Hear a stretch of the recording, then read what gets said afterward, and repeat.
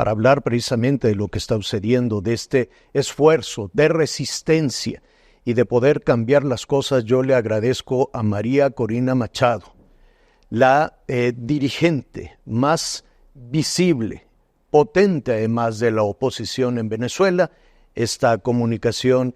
María Corina, gracias por aceptar esta comunicación y antes que otra cosa, nuestro respeto, nuestro afecto y solidaridad a ti y a todo el pueblo de Venezuela. Muchísimas gracias, Javier. Esto es una oportunidad única que nos ofreces y para los venezolanos fundamental poder comunicarnos con cada ciudadano de México, que sabemos que son aliados de esta lucha. Mira, lo que hicimos el 28 de julio fue algo monumental. Estamos enfrentando una tiranía que ha usado todo el poder del Estado, represivo, el dinero, la censura a los medios, la persecución, para impedir que el pueblo de Venezuela pudiera expresarse. Logramos hacer un movimiento que enfrentó todo. Teníamos los directivos del comando presos, no nos dejaban ni siquiera recorrer el país, se llevaban presos a las personas que nos alquilaban el sonido, sus camiones, o que nos vendían empanadas en la calle. Fue una cosa brutal. No dejaron que los venezolanos afuera pudieran votar. Y aún así logramos una victoria apabullante. Con el 67% de los votos, el mundo González Urrutia es hoy el presidente electo. Y además, en solo 24 horas, Javier, logramos recoger las actas, escanearlas, ponerlas en una página web y que el mundo entero pudiera comprobar nuestra victoria. Esto es algo enorme que nunca antes lo habíamos logrado, porque han hecho muchas elecciones en Venezuela fraudulentas, Chávez y Maduro. Nunca habíamos tenido las pruebas de la victoria. Frente a esto, ¿qué hizo Maduro? Cuando se vio descubierto, decidió desatar una ola represiva. Se han llevado presos hasta niños, los han acusado de terrorismo, los han separado de sus madres, se los han llevado a cárceles comunes, incluso los han hecho grabar videos alabando a Maduro. Esto es algo brutal. Mujeres presas, incapacitados. Entonces, eso lo que te demuestra es que Maduro lo único que le queda es la represión y atrincherarse alrededor de un grupo de militares de alto rango, pero que también perdió la base no solo de la sociedad civil, pero también de las fuerzas militares. Entonces, este es un momento en el cual, a pesar de la más brutal represión, nosotros estamos avanzando, creando y convirtiendo Venezuela en un movimiento global en el cual la voz y el rol de México es fundamental. Entiendo que cuando ustedes presentaron esas actas, se hicieron públicas, no nada más para Venezuela, sino para el mundo, el resultado de las elecciones, pues para Nicolás Maduro eso se convirtió en un delito, o por lo menos así lo han hecho parecer, y por lo tanto se ha girado una orden de aprehensión contra, pues no solo contra Edmundo González Urrutia. Hay una persecución enorme, entiendo que además a tus abogados, a tus asesores, a todas aquellas personas cercanas a ti o al movimiento de oposición están en peligro. Bueno, Edmundo González Urrutia es el presidente electo y Maduro ordenó su detención. Tenemos que darnos cuenta de lo que esto significa, ¿no? Yo siento que este es un sistema que ha perdido completamente el contacto con la realidad, Javier. Y para mí, eso es un signo de cuando los sistemas totalitarios empiezan a descalar, ¿no? No se dan cuenta que están cometiendo error tras error tras error, que se están aislando más y deslegitimando cada día que pasa. Efectivamente, todos los días están deteniendo dirigentes, se los llevan a sus casas. Ellos han llegado incluso a marcar las casas con X, Javier, a llevarse familiares detenidos para que se entreguen las personas que están buscando. Y antes simplemente los testigos que recogieron un acta a un periodista, a un sacerdote, que también y los convierten en pasos ejemplarizantes para callar a toda la sociedad. Perkin Rocha, nuestro abogado, que fue magistrado de la Corte Primera, profesor universitario, se lo llevaron arrastrado, secuestrado, y su familia no lo ha visto el día de hoy, hace más de una semana. Entonces esto Esto es brutal y esto amerita una reacción muy firme de todos los gobiernos de América Latina. Vamos a revisar, desde luego, las reacciones que en el contexto internacional hay, pero yo quisiera preguntarte sobre la situación de María Corina Machado. ¿Hay alguna amenaza sobre ti? ¿Has logrado, te mantienes todavía en Venezuela sin precisar, desde luego, por los riesgos que puedes correr ante la dictadura? ¿Cuál es tu situación? Todos en Venezuela corremos riesgo, no solamente nuestra libertad, también nuestra vida. Este régimen me ha acusado durante muchos años de todos los crímenes que te puedas imaginar, desde magnicidio y ahora terrorismo. Es muy difícil, porque esto ha significado que yo he tenido que sacar a mis hijos de Venezuela, tengo 10 años con prohibición de salida del país, Javier. Y en los últimos meses esto ha sido brutal, me he ido deteniendo a todo nuestro equipo, el jefe de campaña, todas las personas de mi entorno de confianza, hoy en día están o presos o fuera del país o escondidos. Unos asilados en la Embajada de Argentina, cual le agradecemos mucho. Y todos los días lo que pretenden es hacernos sentir de que nos van a detener. Mi casa está rodeada, a veces por la policía civil, a veces por la militar. Las personas que me cuidaban, incluso el jefe de seguridad fue detenido, lo soltaron, pero es terror lo que tratan de sembrar, ¿no? Y efectivamente nosotros estamos resguardados ahora. El régimen lo que quiere es que nosotros nos vayamos de Venezuela, pero eso no va a pasar. Eso no va a pasar. Nosotros nos vamos, el mundo y yo, a dejar esta lucha porque es hasta el final. No has dejado esta lucha, María Corina, pero desde hace muchísimo tiempo. Hay que recordar a nuestros amigos, no nada más en México, a quienes nos escuchan en México, a quienes nos escuchan en América Latina y en Estados Unidos, que tu lucha por la democracia es desde hace ya muchísimos años, con efectivamente muchísimos intentos por frenar. El último, desde luego, ha sido una inhabilitación política para tratar de impedir que llegues a la presidencia de Venezuela. Pero esta historia tuya nos ayuda precisamente a darle contexto a qué fue lo que pasó y qué es lo que está pasando en Venezuela, porque este no es un asunto que arranca con Nicolás Maduro, este no es un asunto que se descompone a partir de las elecciones de hace un mes. Aquí estamos hablando de Hugo Chávez, aquí estamos hablando de una serie de decisiones, una toma de decisiones que incluso fueron muy bien arropadas por la ciudadanía hace 25 años, si no me equivoco, todo aquello que había empezado, atención con esto, corrígeme si me equivoco, María Corina, todo esto que había empezado con el descrédito hacia el Poder Judicial, iniciar con tener primero el control del Poder Judicial, el control, desde luego, del Legislativo, modificarlo, cambiarlo, y entonces arrancar todo un periodo que ha llevado a esta crisis brutal a Venezuela. ¿Es así? Absolutamente, Javier. Y ¿sabes algo? Nosotros en esos tiempos muchas veces escuchábamos decir, no, Venezuela no es Cuba. Eso no nos va a pasar a nosotros. No va a haber una destrucción de las instituciones o de las libertades. Mira dónde estamos hoy. Efectivamente, ellos acabaron con la autonomía en los poderes públicos, hicieron una racia en el sistema judicial, lo hicieron absolutamente sumiso al régimen. Hicieron lo mismo con el Parlamento, lo mismo con las Fuerzas Armadas, acabando con el mérito, con el profesionalismo, convirtiendo a las Fuerzas Armadas en una institución al servicio de un proyecto político y no de la patria, en la República. Y lo mismo con los medios de comunicación. Hoy en día no hay un solo periodista en Venezuela que se atreva a hablar. No hay un solo medio abierto en Venezuela que sea crítico al régimen. Entonces, pero eso efectivamente comenzó cuando los primeros años de Chávez, y mucha gente se negaba a darse cuenta que lo que estaba creando era una sociedad totalmente dependiente. Acabó con el sector privado, acabó con el empleo y después acabó con la moneda. Y hizo el ciudadano dependiente de una bolsa de comida o de un bono. Pero, paradójicamente, a ver, esa destrucción del país, de sus instituciones, de la economía, que hizo que la cuarta parte de los venezolanos huyeran de nuestro país. Imagínate que la cuarta parte de los mexicanos se fueran de tu país, lo que eso significaría, ¿no? Desgarrar a las familias. Eso fue una fuerza que nos terminó uniendo.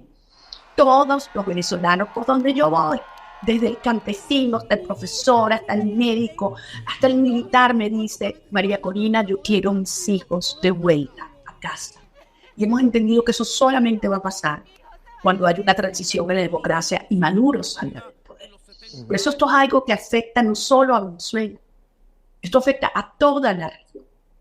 Estas fuerzas que se están dando a Venezuela, la indignación por la pretensión de robar la elección, la indignación y el dolor por la represión y la destrucción de la economía, que cada día está peor en el país, puede llevar a un escenario de enorme conflictividad social o, mira, a una migración de 3, 4, 5 millones en pocos meses.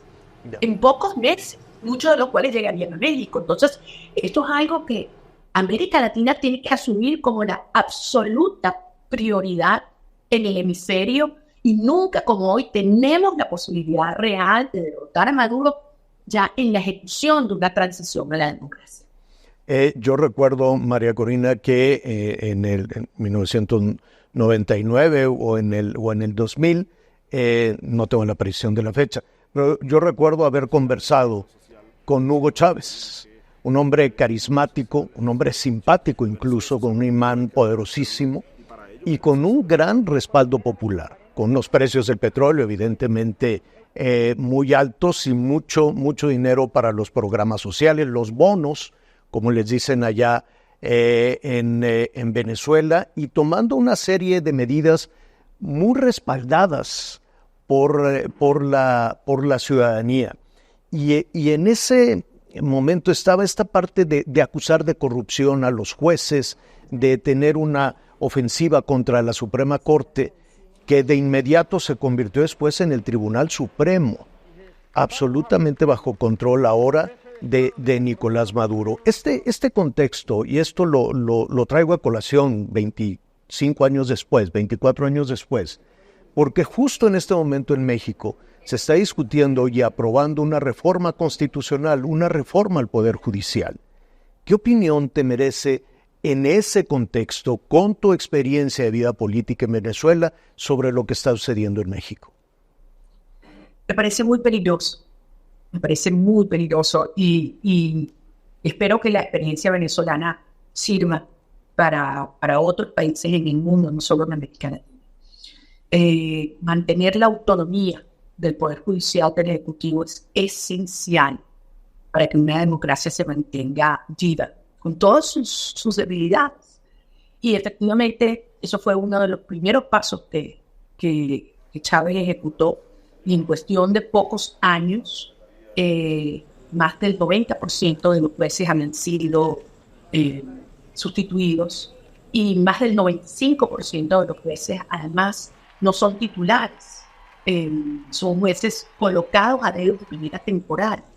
Y se les hace saber de manera inequívoca que el que emita una sentencia contraria a los intereses del régimen inmediatamente va a ser despedido, expulsado. De hecho, ocurrió hace una semana aquí de 2 fiscales que se negaron a emitir, fiscales del Ministerio Público, acusaciones totalmente infundadas hacia unos jóvenes inocentes, y terminaron ellas presas. Pero yo creo que lo que ocurre en Venezuela es una alerta al mundo, pero sobre todo a América Latina, de la necesidad de cuidar y defender las instituciones democráticas para preservar la democracia, la libertad y el bienestar de los pueblos. Sí, claro, porque además entiendo que la pinza se cerró con esta, para entender un poquito en México, el Congreso como lo conocemos, el Poder Legislativo como lo conocemos en México, pues es la Asamblea Nacional Constituyente en Venezuela, y tiene una comisión no solo de vigilancia, casi de persecución al Poder Judicial, donde los evalúan, los califican y deciden la suerte o el destino de los jueces o de todos aquellos involucrados con el Poder Judicial. ¿Así es? Bueno, la Asamblea Nacional Constituyente es una figura contemplada en la Constitución venezolana, que tiene la facultad de escribir una nueva Constitución. Peligrosísimo. Y Maduro lo activó en el año 2017 y fue terrible porque pasó por encima de todas las facultades que tenían los otros órganos del poder público y además los designaron como les dieron la gana. Cambiaron los magistrados, como tú dices, todo de manera arbitraria y atropellada. Y eso consolidó pues, el poder total del Ejecutivo, sobre todo de los órganos del poder público en Venezuela. Hoy el Parlamento venezolano, que era bicameral, ellos eliminaron el Senado, solamente tiene la Cámara de Diputados, está absolutamente controlado por el régimen y aprueban lo que ellos les da la gana. Entonces, insisto, yo creo que ustedes, tú tienes razón cuando dices que quizás el tema más peligroso es la autonomía del Poder Judicial para acabar con un sistema de libertades y obviamente es algo que nos tiene en alerta a todos los demócratas de la región. Regresemos a lo que está sucediendo hoy en día. Hay una resistencia feroz que tú estás comandando. Ha pasado ya un mes de las elecciones. ¿Qué harán? ¿Cuál es este plan de la resistencia? Vamos a seguir. Y vamos a seguir hasta el final y vamos a ganar. Y el 10 de enero del año 2025, como corresponde en nuestra Constitución, Edmundo González Urrutia será juramentado como presidente de la República de Venezuela y comandante en jefe de nuestra Fuerza Armada de Venezuela. Ahora, de aquí a allá, estamos atravesando el camino más peligroso, más difícil y más delicado, Javier. Por lo que tú decías, ellos han sembrado un ambiente de terror, de persecución. Maduro siente que él puede desaparecer gente, apresar, torturar, asesinar, y el costo es cero. Y el costo es cero. Ellos dicen a sus seguidores que en unos días, cuando surja algún otro conflicto en el mundo va a mirar para otra parte y se va a olvidar de Venezuela. Y eso no va a pasar. Y eso es una de las cosas más importantes que nosotros queremos transmitirle a ustedes, a los latinoamericanos, a los mexicanos que nos unen estos lazos tan profundos. Nosotros necesitamos que esta causa venezolana se termine de consolidar y ya casi lo es una causa global. Nosotros necesitamos que a todas estas concentraciones y protestas que salen los venezolanos que están en México, que les agradecemos tanto que nos hayan acogido, también se unan ustedes. Porque es la misma causa. Y que el régimen entienda que cada día que pasa, Maduro no está más fuerte. Cada día que pasa, Maduro está más débil. Y que el gobierno mexicano tiene una obligación moral con América Latina y desde luego como parte del sistema interamericano, una obligación entre los países de hacer valer la democracia y la libertad. Esta pretensión de decir, bueno, como no me gustaron los resultados, entonces hagan otra elección. ¿Ustedes aceptarían eso en México? Que si el gobierno de turno no le gusta una elección, entonces la repite y la repite y la repite hasta que los resultados le favorezcan.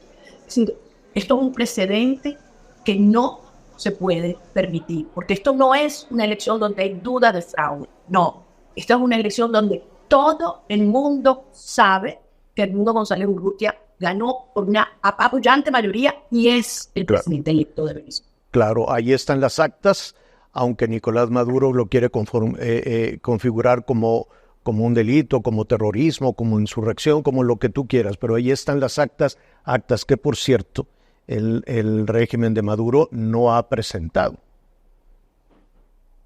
Y no las va a presentar, porque los resultados que ellos tienen coinciden con las nuestras. Las nuestras son originales, recabadas ese mismo día 28 de julio, por cierto, Javier, con la cooperación de los efectivos de la República, que es la operación militar que protege las elecciones en Venezuela, y con la cooperación de los funcionarios del Consejo Nacional Electoral que desobedecieron órdenes de no darnos las copias a nosotros. Nosotros las recogimos, documentos originales, las escaneamos, las montamos en una página web donde ha sido objeto de más de 20 estudios de la Universidad de Michigan, la Universidad de Berkeley, el Centro Carter, el panel de expertos de las Naciones Unidas.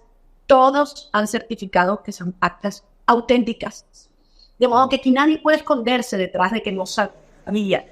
Y en estos tiempos, cuando una sociedad vive lo que vive Venezuela y cuando se demuestra de esta manera, ya no hay espacio de ignorancia, ¿sabes? La indiferencia termina siendo complicidad, porque es un régimen que está reprimiendo, que está persiguiendo, que está sembrando el terror. Pero no lo van a lograr. Y eso es lo que yo quiero transmitirte a ti y a todos los mexicanos. Cada día que pasa estamos más cerca. Sí, nos están persiguiendo, es muy duro. Mucha gente está sufriendo en esta hora. Muchos venezolanos quieren huir del país, pero nuestra fuerza crece y no nos van a detener. Vamos a lograr. Pues María Corina, espero tener la posibilidad pronto de conversar contigo en Caracas o de conversar contigo en Ciudad de México, con un escenario distinto y admiramos desde luego tu entereza, la fortaleza tuya de toda la oposición allá en Venezuela que no se rinde y que se mantiene en esta resistencia. Te ofrezco que vamos a hacer una entrevista en Miraflores con el presidente Edmundo González y mientras traemos de regreso a tantos venezolanos que anhelan volver. Gracias, Javier. Corazón, mucha fuerza. Gracias. Gracias. Es María Corina Machado.